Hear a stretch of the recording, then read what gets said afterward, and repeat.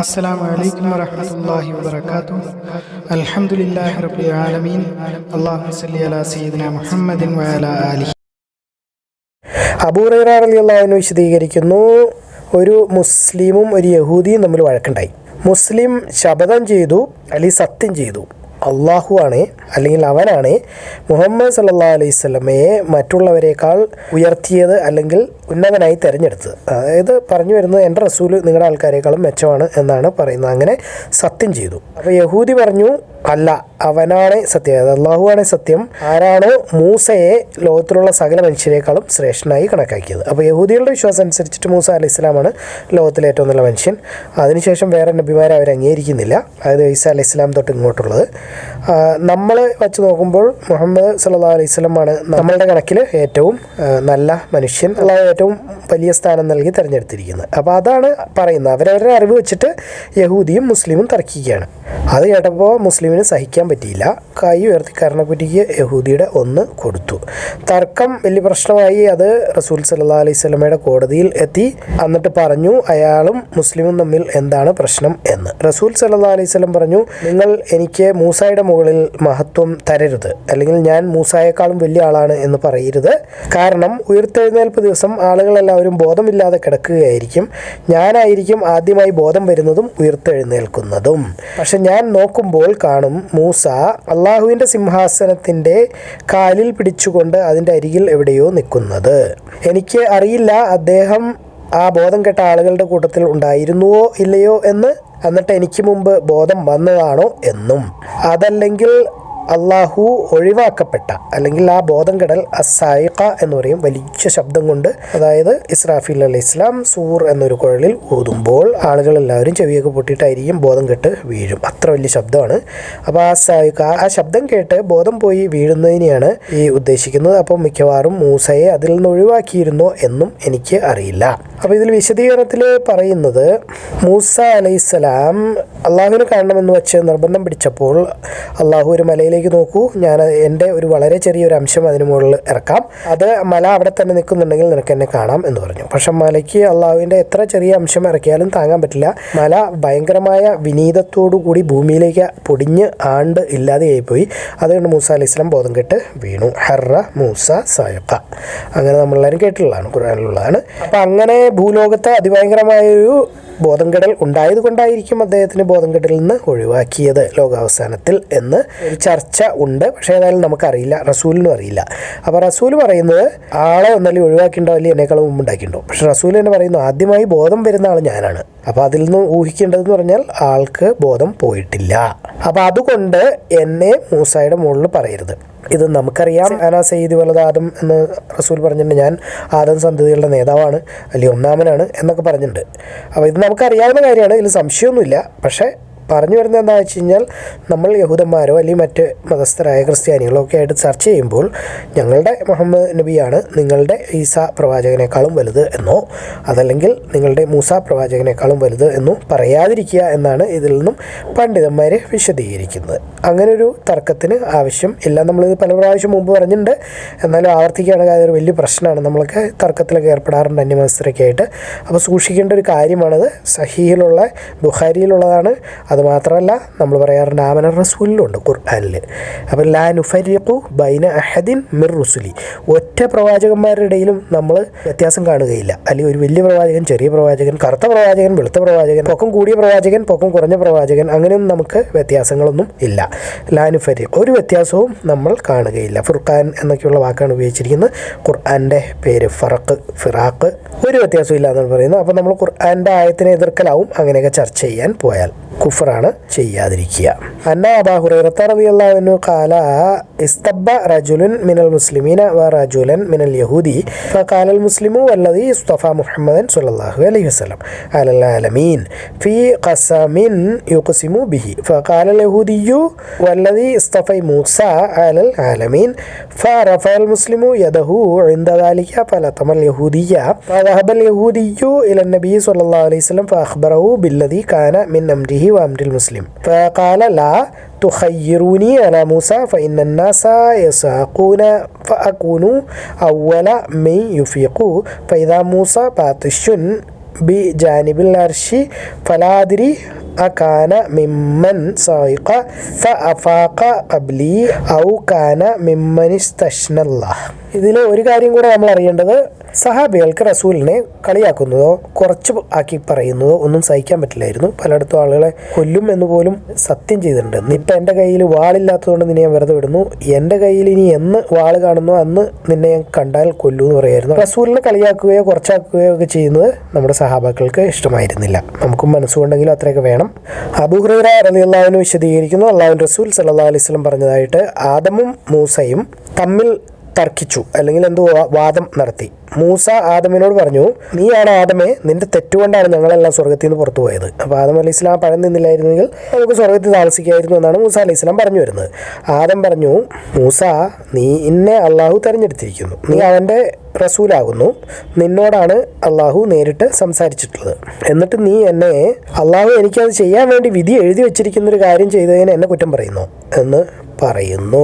അതായത് എൻ്റെ സൃഷ്ടിപ്പിനും മുമ്പാണ് അള്ളാഹു എഴുതി വെച്ചിരിക്കുന്നത്. അതായത് ആകാശഭൂമികളെ സൃഷ്ടിക്കുന്നതിന് 50,000 കൊല്ലം മുമ്പ് അള്ളാഹു ലൗഹുൽ മഹ്ഫൂദിൽ കലം സൃഷ്ടിച്ചിട്ട്, ലൗഹുൽ മഹ്ഫൂദിനെ സൃഷ്ടിച്ചിട്ട് അതിനോട് എഴുതാൻ പറയും. അപ്പോൾ അത് എന്താ എഴുതേണ്ടതെന്ന് ചോദിക്കും. അപ്പോൾ അള്ളാഹു പറയും, ഇന്നു മുതൽ ലോകാവസാനം, അതായത് നരകം സ്വർഗം വരെയുള്ള സകലത് എഴുതി വയ്ക്കാൻ പറയും. അപ്പോൾ അങ്ങനെ പേന എഴുതി വയ്ക്കും. അതാണ് ലൗഹുൽ മഹ്ഫൂദ്. സംരക്ഷിതമായ ഒരു ഫലകം എന്നാണ് അതിൻ്റെ അർത്ഥം. ഫലകം എന്ന് പറഞ്ഞാൽ നമുക്ക് ഇപ്പോഴത്തെ രീതിയിൽ പറയുകയാണെങ്കിൽ ഒരു ഐപാഡോ അല്ലെങ്കിൽ ടാബ്ലറ്റ് എന്നൊക്കെ പറയുന്ന പോലെ ഒരു സാധനം, അതിനകത്ത് ഇങ്ങനെ എന്തോ എഴുതി വച്ചിരിക്കുന്നു. അതിൽ അങ്ങനെ എഴുതിയിട്ടുണ്ട്, ഞാൻ സ്വർഗത്തിൽ നിന്നും പഴം കഴിക്കുമെന്നും അതിൽ നിന്ന് തന്നെ ഭൂമിയിലേക്ക് ആക്കുമെന്നും സ്വർഗത്തിൽ നിന്ന് പുറത്താക്കുമെന്നൊക്കെ എഴുതി വെച്ചിട്ടുണ്ട്. നേരത്തെ തീരുമാനിക്കപ്പെട്ടു വച്ചിരിക്കുന്ന ഒരു വിധിയുടെ അടിസ്ഥാനത്തിൽ ഞാൻ ചെയ്ത ഒരു കാര്യത്തിന് വേണ്ടി നീ എന്നെ കുറ്റം പറയുന്നുവോ? അള്ളാഹു സകലം സൃഷ്ടിക്കുന്നതിന് മുമ്പ് എഴുതി വെച്ചിരിക്കുന്ന കാര്യമാണ്. എന്നിട്ടും അള്ളാഹുവിൻ്റെ റസൂൽ സല്ലല്ലാഹു അലൈഹി വസല്ലം 2 പ്രാവശ്യം പറഞ്ഞു, അങ്ങനെ ആദം മൂസയെ തോൽപ്പിച്ചു, അങ്ങനെ ആദം മൂസയെ തോൽപ്പിച്ചു. അതായത് ആദം അലൈഹി സ്വലാം ജയിച്ചു ആ തർക്കത്തിൽ. ഇതെങ്ങനെയാണെന്ന് നമുക്കറിയില്ല, മുമ്പോട്ടുള്ള ഹദീസിലുണ്ടോയെന്ന് നോക്കാം. ഒരു പക്ഷേ മൂസ അലൈഹി സ്വലാം അള്ളാഹുവിനോട് എപ്പോഴും സംസാരിക്കുമായിരുന്നു. അപ്പോൾ ചിലപ്പോൾ ആദം അലൈഹി സ്വലാമിനോട് എനിക്ക് കാര്യങ്ങൾ ചോദിക്കാനുണ്ട് എന്ന് പറഞ്ഞ് സംസാരിക്കാനുള്ള സൗകര്യം അള്ളാഹു ചെയ്തു കൊടുത്തതായിരിക്കും. സ്ഥല കാല പരിമിതികൾ ഇല്ലാതെ സംസാരിച്ചിട്ടുണ്ടാവാം. അതല്ലെങ്കിൽ സ്വർഗത്തിലിരിക്കുന്ന ആദം അലൈഹി ഇസ്ലാമുമായി സംസാരിച്ചിട്ടുണ്ടാവാം. നാമൻ ആകാശത്തിൽ ഉണ്ട് എന്ന് നമ്മൾ ഇസ്രാ മിറാജ്, അതായത് ഹദീസ് പുസ്തകം തുടങ്ങുമ്പോൾ തന്നെ പഠിക്കുന്നുണ്ട്. നിസ്കാരത്തിൻ്റെ ഹദീസിൻ്റെ ആയത്ത് എന്ന് പറഞ്ഞാൽ ഇസ്രാ മിറാജ് ആണ്. അന്ന അബൂ ഹുറൈറത ഖാല ഖാല റസൂലുള്ളാഹി സ്വല്ലല്ലാഹു അലൈഹി വസല്ലം ഇഹ്തജ്ജ ആദമു മൂസ ഫഖാല ലഹു മൂസ അൻത ആദമു അല്ലദീ അഖ്റജത്ക ഖതീഅതുക മിനൽ ജന്നതി ഫഖാല ലഹു ആദമു അൻത മൂസ الذي اصطفاك الله برسالاته وبكلامه ثم تلوموني على أمر قدر علي قبل أن أخلق فقال رسول الله صلى الله عليه وسلم فحج آدم موسى مرتين. ഇബ്നു അബ്ബാസ് റളിയല്ലാഹു അൻഹു വിശദീകരിക്കുന്നു, റസൂൽ സല്ലല്ലാഹു അലൈഹി വസല്ലം ഒരിക്കൽ ഞങ്ങളുടെ അടുത്തേക്ക് വന്നു, എന്നിട്ട് പറഞ്ഞു, സകല സമുദായങ്ങളെയും എൻ്റെ മുമ്പിൽ കാണിക്കപ്പെട്ടു. അല്ലെങ്കിൽ ഞാൻ സ്വപ്നത്തിലോ അതല്ലെങ്കിൽ എന്തെങ്കിലും ഒരു അവസ്ഥയിലായിരിക്കുമ്പോഴോ സകല സമുദായം ആദം അലൈഹി സ്വലാം തൊട്ട് റസൂൽ സല്ലല്ലാഹു അലൈഹി വസല്ലമയുടെ വരെയുള്ള ഓരോ നബിമാരുടെയും സമുദായങ്ങളെ ഞാൻ കണ്ടു. വളരെയധികം ആളുകളുള്ള ഒരു കൂട്ടം മനുഷ്യരെ, ചക്രവാളം മൂടിക്കളയുന്ന കൂട്ടം ആളുകളെ ഞാൻ കണ്ടു. അപ്പോൾ ആരോ ഒരാൾ അവിടെ നിന്ന് പറയുന്നുണ്ടായിരുന്നു, ഇത് മൂസായുടെ ആളുകൾ ആണ് എന്ന്. അപ്പോൾ അതായത് ഭയങ്കര ആൾക്കൂട്ടമായിരിക്കും. നമ്മുടെ റസൂലിനോട് ഏറ്റവും സാമ്യം ഉള്ള ആളാണ് ഇസ്ലാമിലും ഈമാനിലും കാര്യങ്ങളിലൊക്കെ. അതായത് കൂടുതൽ ആളുകൾ നമ്മുടെ റസൂലിനാണ്, സ്വർഗത്തിൽ പകുതിയും നമ്മളായിരിക്കുമെന്ന് പറഞ്ഞു വെച്ചിട്ടുണ്ട്. അതുപോലെ ഖുർആനിലുള്ള പകുതി ഭാഗവും മൂസ അലൈഹി ഇസ്ലാമിൻ്റെയും ബനി ഇസ്രായേലിൻ്റെയും കാര്യങ്ങളാണ്. കാരണം നമ്മളുമായി ഏറ്റവും അടുത്ത മനുഷ്യർ അവരാണ്. നമുക്ക് തൊട്ടു മുമ്പുള്ള ഇസ്ലാമിക അല്ലെങ്കിൽ മുസ്ലിം സമുദായം എന്ന് പറയുന്നവരാണ്. അപ്പോൾ അവർ ചെയ്തിരിക്കുന്ന എല്ലാ തെറ്റുകളും നമ്മൾ ആവർത്തിക്കുമെന്നും ഒരു പല്ലിയുടെ തുളയിലേക്ക് അവർ കയറി പോയിട്ടുണ്ടെങ്കിൽ അതുപോലെ നമ്മളും പോകും എന്നാണ് പറയുന്നത്. അവരുടെ കാൽപ്പാടുകൾ അതുപോലെ തന്നെ പിൻപറ്റുകയും ഫിറഔനുണ്ടാവും, അതുപോലെ തന്നെ ഹാമാൻ ഉണ്ടാവും, അങ്ങനെയുള്ള പ്രശ്നങ്ങളൊക്കെ ഉണ്ടാവും. നമ്മളുടെ ലോകാവസാനം വരെയുള്ള കാലഘട്ടങ്ങളിൽ ഇതൊക്കെ ആവർത്തിക്കുകയും ചെയ്യും. മൂസ അലൈഹി ഇസ്ലാമിൻ്റെ സമുദായത്തിനോട് ഏറ്റവും അടുത്ത സമുദായമാണ് നമ്മൾ. ജീവിത രീതിയിലും പെരുമാറ്റത്തിലും അള്ളാഹുവിനെ മറന്നു പോകുന്ന കാര്യങ്ങളിലും നബിയെ ഒഴിവാക്കുന്ന കാര്യങ്ങളിലും പണ്ഡിതന്മാരെ കളിയാക്കുന്നതിലാണെങ്കിലും ഒക്കെ നമ്മൾ മോശക്കാരല്ല, നമ്മൾ വളരെ മോശക്കാരാണ്. ഇബ്നു അബ്ബാസ് റളിയല്ലാഹു അൻഹു ഖാല ഖറജ അലൈനാ റസൂലുള്ളാഹി സ്വല്ലല്ലാഹു അലൈഹി വസല്ലം യൗമൻ ഖാല ഉരിദത അലയ്യൽ ഉമമു വറഅയ്തു സവാദൻ കസീറൻ സദ്ദൽ ഉഫൂഖ ഫഖീല ഹാദാ മൂസ ഫീ ഖൗമിഹി. അല്ലാഹു തആലയുടെ വചനം. എന്നിട്ട് അല്ലാഹു ഒരു ഉദാഹരണം മുമ്പോട്ട് വെച്ചു വിശ്വസിക്കുന്നവർക്ക് വേണ്ടി. അതായത് ഫിറഔന്റെ ഭാര്യയും, അത് അങ്ങനെ ആയത്ത് തുടരുന്നു, അവൾ ഖാനിതീൻ, അതായത് അതായത് അള്ളാഹുവിനെ ഏറ്റവും കൂടുതൽ അനുസരിക്കുന്ന ആളുകളിൽ പെട്ട ആളായിരുന്നു. കുനൂത്ത് എന്നൊക്കെ പറയുന്നത് വിധേയത്വം പ്രകടിപ്പിക്കുക, ഖാനിത്ത്. 66 സൂറത്ത് 11-12 ആയത്തുകൾ. ഖൗലില്ലാഹി തആല വദറബല്ലാഹു മസലൻ ലില്ലദീന ആമനൂ ഇംറഅത ഫിർഔൻ ഇലാ ഖൗലിഹി വകാനത് മിനൽ ഖാനിതീൻ. അത്തഹ്രീം 11-12. അബൂ മൂസ റളിയല്ലാഹു അൻഹു വിശദീകരിക്കുന്നു, അല്ലാഹുവിൻ്റെ റസൂൽ സല്ലല്ലാഹു അലൈഹി വസല്ലം പറഞ്ഞതായിട്ട്, ആണുങ്ങളിൽ ഒരുപാട് പേര് പെർഫെക്ഷൻ, ഇഹ്സാൻ, അതായത് എല്ലാം തികഞ്ഞ ആണുങ്ങൾ ഒരുപാട് പേരുണ്ട്, അല്ലെങ്കിൽ ഇഹ്സാനിലേക്ക് ഒരുപാട് പേർ എത്തിയിട്ടുണ്ട്. പക്ഷെ സ്ത്രീകളിൽ നിന്നും ഇഹ്സാൻ അല്ലെങ്കിൽ പെർഫെക്റ്റ് ആയിട്ടുള്ള എല്ലാം തികഞ്ഞ സ്ത്രീകൾ ആരും ഇല്ല, ഫിർഔന്റെ ഭാര്യയായ ആസിയയും ഇമ്രാന്റെ മകളായ മറിയമും ഒഴികെ. പിന്നെ സംശയമേ ഇല്ല, ആയിഷയുടെ മഹത്വം എന്ന് പറയുന്നത് മറ്റ് സ്ത്രീകളുടെ മഹത്വം ആയിഷയുമായി താരതമ്യം ചെയ്യുമ്പോൾ ഇറച്ചിയും റൊട്ടിയും പോലെയാകുന്നു, അത് മറ്റ് ആഹാരങ്ങളുമായി താരതമ്യം ചെയ്യുമ്പോൾ. സാരിദ് എന്ന് പറയുന്ന ഒരു ആഹാരത്തിനെയാണ് പറയുന്നത്. അപ്പോൾ അവരുടെ നാട്ടിലെ വലിയ എന്തെങ്കിലും, നമ്മളിപ്പോൾ ബിരിയാണി എന്നൊക്കെ പറയുന്ന പോലത്തെ എന്തെങ്കിലും ഒരു സാധനമായിരിക്കും എന്ന് നമുക്ക് ഊഹിക്കാം. അപ്പോൾ എന്തോ ഒഴിവാക്കാൻ പറ്റാത്ത അല്ലെങ്കിൽ അവർക്ക് ഏറ്റവും താല്പര്യമുള്ള ഒരു സാധനം പോലെ തന്നെയാണ് ആയിഷയും എന്ന് പറയുന്നത് ഇവരുമായി താരതമ്യം ചെയ്യുമ്പോൾ. അങ്ങനെ അബീ മൂസ റളിയല്ലാഹു അൻഹു ഖാല ഖാല റസൂലുള്ളാഹി സ്വല്ലല്ലാഹു അലൈഹി വസല്ലം കമുല മിനർ റിജാലി കസീറുൻ വലം യക്മുലു മിനൻ നിസാഇ ഇല്ലാ ആസിയത ഇംറഅതു ഫിർഔൻ ഇല്ലാ ആസിയതു ഇംറഅതു ഫിർഔൻ വ മർയമു ബിൻതു ഇമ്രാൻ വ ഇന്ന ഫദ്ല ആയിഷത അലന്നിസാഇ കഫദ്ലി സരീദി അല സായിരി ത്വാം. നമ്മൾ നേരത്തെ വേറെ ഹദീസിൽ കണ്ടിട്ടുണ്ട്, 4 പേരാണുള്ളത്. ഈ പറഞ്ഞ പോലെ ആസിയ ബിന്ത് മുസാഹിം അല്ലെങ്കിൽ മുസാഹിമിൻ്റെ മകൾ ആസിയ, അതല്ലെങ്കിൽ ഫിറോവിൻ്റെ ഭാര്യയായ ആസിയ അലൈഹിസ്സലാം, മറിയം ഇബ്നത്ത് ഇമ്രാൻ, ഇമ്രാൻ്റെ മകളായ മറിയം അലൈഹിസ്സലാത്തുമ, ഖദീജ ബിന്ത് ഖുവൈലിദ് റസൂൽ സല്ലല്ലാഹു അലൈഹി വസല്ലമയുടെ ഭാര്യ അലൈഹിസ്സലാം, ഫാത്തിമ ബിന്ത് മുഹമ്മദ് സല്ലല്ലാഹു അലൈഹി വസല്ലം അലൈഹിസ്സലാം റസൂൽ സല്ലല്ലാഹു അലൈഹി വസല്ലമയുടെ മകൾ. ഇവർ 4 പേരാണ് ഉള്ളത്. അപ്പോൾ പല ഹദീസിലും പല രീതിയിലാണ് പറയുന്നത്. ഇപ്പോൾ ഇതിൽ 2 ഉണ്ട്, ആയിഷ ഒട്ടും മോശമല്ല എന്നും പറഞ്ഞ് വച്ചിരിക്കുന്നു. തീർച്ചയായും ഖാറൂൻ അല്ലെങ്കിൽ കോറ എന്ന് പറയുന്ന ആള് മൂസയുടെ ആളുകളിൽ പെട്ടവനായിരുന്നു. 28 സൂറത്ത് 76 ആയത്ത്.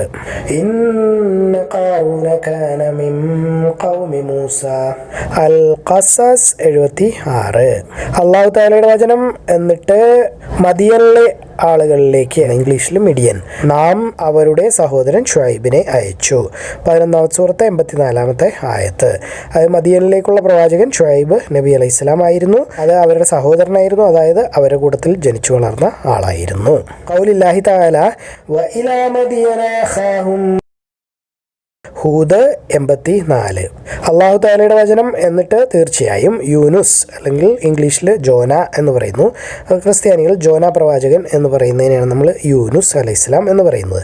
തീർച്ചയായും യൂനുസ് റസൂലന്മാരിൽ നിന്നുള്ള ഒരാളായിരുന്നു. ആയത്ത് അങ്ങനെ തുടരുന്നു, അദ്ദേഹം ഒരു പ്രവൃത്തി ചെയ്തു, അത് കുറ്റപ്പെടുത്താൻ മാത്രം മതിയായതായിരുന്നു. അതായത് അനുവാദം കൂടാതെ നിനേവ എന്ന് പറയുന്ന ഇറാഖിലെ ആളുകളെ ഉപേക്ഷിച്ച് ഒരു കപ്പലിൽ കയറി അങ്ങ് പോയി. അപ്പോഴാണ് കാറ്റും കൂടെ ഉണ്ടാവുന്നതും കടലിലേക്ക് എറിയുന്നതും മീൻ വിഴുങ്ങുന്നതും തൊലിയൊക്കെ പോകുന്നതും ദുആ ചെയ്ത് പശ്ചാത്താപിക്കുമ്പോൾ മീൻ കടൽ തീരത്തേക്ക് തുപ്പുന്നതും അല്ലെങ്കിൽ ഛർദ്ദിക്കുന്നതും. എന്നിട്ട് അവിടെ ഒരു മരം വളർന്നു വരുന്നു, ആ മരത്തിൻ്റെ ഇലയിൽ കിടക്കുന്നു, ആ മരത്തിൻ്റെ ഇല പുതയ്ക്കുന്നു, കാരണം മേത്ത് തൊലിയില്ല. നമുക്കൊരു ഉദാഹരണം പറയാമെന്ന് വെച്ച് കഴിഞ്ഞാൽ, തീപ്പൊള്ളലേറ്റ് ആശുപത്രിയിൽ കിടക്കുന്ന ഒരു മനുഷ്യനെ ഊഹിച്ചാൽ മതി. ഈച്ചയൊക്കെ വന്നിരിക്കും. അപ്പോൾ മുകളിലും താഴെയൊക്കെ മൂടണം, വെയിൽ കൊള്ളാൻ പാടില്ല, പൊടിയടിക്കാൻ പാടില്ല, ബാക്ടീരിയ, ഫംഗസ്, തൊലിയേ ഇല്ല. നമ്മുടെ സമൂഹത്തിൽ അല്ലെങ്കിൽ നമുക്ക് ചുറ്റുമുള്ള എല്ലാ കാണാൻ പറ്റാത്ത രോഗാണുക്കളിൽ നിന്നുള്ള സംരക്ഷണമാണ് ഈ തൊലി എന്ന് പറയുന്നത്. നമുക്കിതിനൊന്നും ഒരു വിലയില്ല. അൽഹംദുലില്ലാഹി റബ്ബിൽ ആലമീൻ. എന്നിട്ട് ആ മരത്തിൽ നിന്നുള്ള എന്തോ ഒരു പഴം കഴിച്ചു, അത് മരുന്നുമായിരുന്നു. അങ്ങനെ തൊലി ഉണ്ടായി വന്നു. അവസാനം ആ സമുദായത്തിലേക്ക് പോയി ചെന്നപ്പോഴേക്കും അവിടെ ശിക്ഷ ഇറങ്ങാൻ റെഡിയായി നിൽക്കുകയായിരുന്നു. പക്ഷെ പ്രവാചകൻ്റെ അനുവാദം ഇല്ലാത്തതുകൊണ്ട് ആ സമുദായത്തെ നശിപ്പിച്ചില്ല. കാരണം എല്ലാ സമുദായങ്ങളെയും പ്രവാചകൻ ദുആ ചെയ്യുകയോ അല്ലെങ്കിൽ അനുവാദം കിട്ടുകയോ ചെയ്താൽ മാത്രമേ നശിപ്പിക്കാറുള്ളൂ. യൂനുസ് നബി അവിടെ നിന്ന് പോയി കഴിഞ്ഞപ്പോൾ തൊട്ട് ആ ശിക്ഷ അവർക്ക് മനസ്സിലായി. ആളിവിടെ ഉള്ളതുകൊണ്ടാണ് നമ്മൾ ഇത്ര കാലം പിടിച്ചു നിന്നതെന്ന് അവർക്ക് ബോധം വരികയും ചുവന്ന പാടെ കാല് പിടിച്ച് ചാടി വീണ് മുസ്ലിം ആവുകയും ചെയ്തു. അതിനെപ്പറ്റി പറയുന്നുണ്ട് അൽഫമെ 1100 ആളുകൾ, അതായത് 100,000 അല്ലെങ്കിൽ അതിനധികമോ ആളുകൾ ഉണ്ടായിരുന്നു എന്ന് പറയുന്നു. അവരെല്ലാവരും വിശ്വസിച്ചു. അപ്പോൾ അനുവാദം കൂടാതെ പോയി എന്നുള്ള വലിയൊരു തെറ്റാണ് അള്ളാഹുവിനെ സംബന്ധിച്ച്. ലില്ലാഹി തആല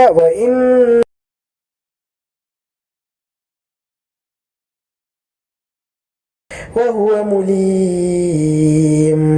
അബ്ദുല്ലാ റളിയല്ലാഹു അൻഹു വിശദീകരിക്കുന്നു, റസൂൽ സല്ലല്ലാഹു അലൈഹി വസല്ലം പറഞ്ഞതായിട്ട്, നിങ്ങളിൽ ആരും പറയരുത് ഞാൻ യൂനുസിനേക്കാളും കേമനാണ് എന്ന്. മുസദ്ദാദ് ചേർക്കുന്നു യൂനുസ് ബിൻ മത്ത, മത്തയുടെ മകൻ യൂനുസ്.